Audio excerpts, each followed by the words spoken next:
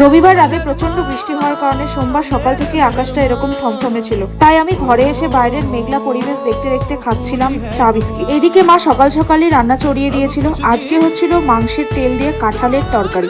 আমিও এদিকে স্নান করে রেডি হয়ে নিলাম অফিস যাওয়ার জন্য। দেখো, আজকেও সেম ঘটনা, বাচ্চাগুলো আমার গাড়ির আওয়াজ পেয়েই দৌড়ে দৌড়ে চলে আসবে।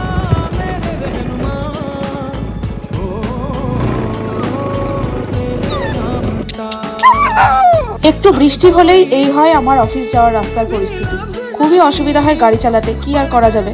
বাড়ি এসে করে নিলাম লাঞ্চ, সেই কাঁঠালের তরকারি আর একটু মাটনও ছিল আজকে। আমার কিছু পড়াশোনা ছিল, তো দুপুরবেলা সেটাই করছিলাম। সন্ধ্যাবেলা দুধ চা খেতে খুব ইচ্ছে করলো, তাই বানিয়ে নিলাম 1 কাপ দুধ চা। সন্ধ্যা 7:30টার দিকে আমি গিয়েছিলাম একটু বিশাল মেগামার্টে একটা স্টাডি টেবিল কিনতে। বাড়ি এসে দেখি মা করছে ডিনারের জন্য ডাল। তো রাত 10টা নাগাদ আমি আমার ডিনার নিয়ে বসে পড়লাম। আজকের ভিডিওটা এতটুকুই। ভালো লাগলে লাইক শেয়ার করে দিও, চ্যানেলটাকে সাবস্ক্রাইব করে দিও। টাটা।